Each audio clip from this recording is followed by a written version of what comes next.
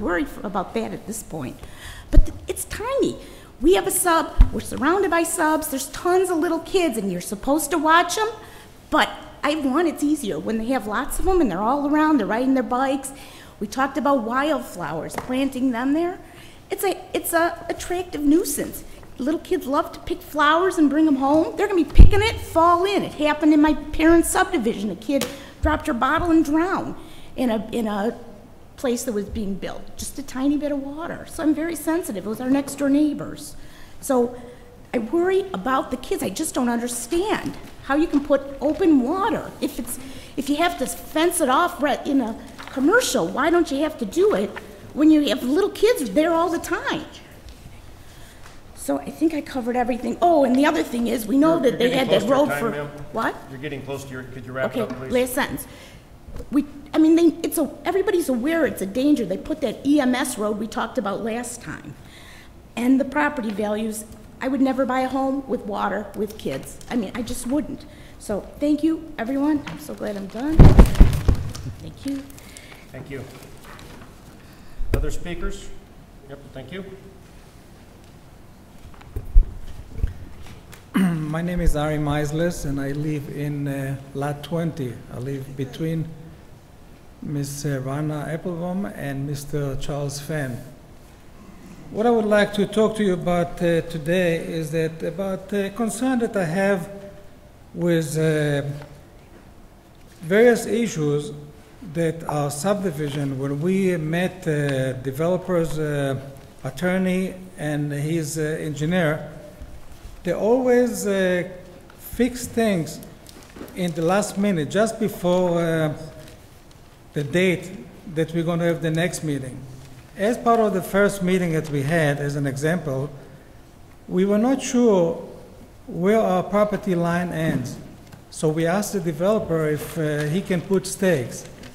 Just before, a day before our second meeting that we had with the city, the developer have asked his surveyor to stake. So what I'm trying to say is that everything is being done in the last minute, which brings me to the issue that the layout, the drawings were changed, and we didn't have the opportunity even to review them and to make any comments. Another of my biggest concern is the elevation. At the end of my lot, it looks like there's a slope up, going up, and I was told that the area will be leveled for the detention pond. My concern is that this detention pond should be very deep in order to avoid any water or any rainwater coming to my property after, a big rain day that we have. I looked on a couple of the properties, the surrounding properties, like the Copperwood East, the Holstead Estate, and if you look on the detention ponds over there, always you see that the homeowners adjacent to the pond are always higher than the pond itself. In this situation, it's going to be the opposite. We are going to be in the low point, and the pond is going to be in the high point. Now, I'm not a civil engineer, but I do know that water eventually will travel down. So my basement, in effect, I didn't realize for almost 10 years that my sump pump did not work. Every time my wife asked me, can you find out if the sump pump works? So I used to go downstairs to the basement and I used to wiggle the pipe just to hear that the motor works. But apparently for 10 years almost, it didn't work. So my basement is dry like the desert. If it's going to be wet, the only place that it comes from, it will come from the pond, the runoff water. This is one of my biggest concerns. My second concern that already was mentioned here is that it's nice that the developer agreed to move the pond 15 feet to the east, but our request was to move it 50 feet, 50. And I would like to find out if this request can be entertained by the developer. we all have to live in harmony. The two subdivisions have to live together. The developer is going to develop, build, and walk out. He's not going to be here another 10 years, I guarantee you. If you think that he's going to be here another 10 years, if they're going to have any clog in the filtration system, that he's going to fix it, you're wrong. He's going to walk away in 10 years. He's going to the next project. So for the long run, we cannot really rely on the developer.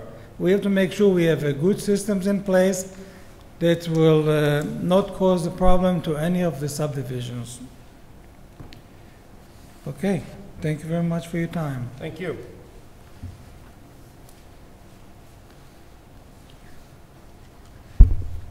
Greetings, my name is Michael Von Stieg, and I'm here as a Natural Beauty Road advocate. I live on Howard Road, which is the city's first natural beauty road. This is, we've spoken on behalf of natural beauty roads all over the city, Power Road anyway. And I don't know what the actual numbers are, but if that cul-de-sac's over 600 feet, that passing land's got to be a couple of 100 feet of natural beauty road that would disappear. And so I'm here to ask you to recommend the city council to eliminate the passing lane. Thank you very much. Thank you. Hello, I'm the Sherry Kay. I'm the manager for Chelsea Crossing. I'm not going to reiterate the things that some of the other people have talked about. One of the things that we'd like to bring to light that we are concerned about, if we can go back to the site plan that has the detention basins that are on the southern end of the property in addition to this. Have you got that? Can you pull that up so we can take a quick look at that? You mean the one with vegetation on it, an actual picture from the satellite? Yeah, Oh, the you're talking about the- actual picture. Yeah, that? That one? Yeah. Okay. And you're gonna see, you've got 3 detention basins on the southern portion of it. Go all the way, slide all the way down to the front. Yeah, you've got one there, and then one across the road. The detention basins for Chelsea Crossing actually sit on the Halsted Road side. Our understanding is that the ponds that are going into this community, to the Apple Grove community, and I did bring it up to, I sent an email to the engineering department, is that they plan on tying into the 12-inch line, which runs to our detention basins that are on the western half of our property. Our concern is that you put into place a maintenance agreement that requires them to maintain their ponds, but their ponds are going to empty into our detention basins. So we're already struggling with keeping the 100-year rains that we're experiencing out of the detention basins on the west side. So now we've got these 2 ponds that are actually flowing into our 2 ponds. So we are concerned, even though there's a flow restrictor that's going to be in place, we are concerned that we're going to have increased maintenance into our own detention basins, which is going to increase the cost of the maintenance fee for the subdivision for that community. So I'd like to bring that to your attention and take some consideration for.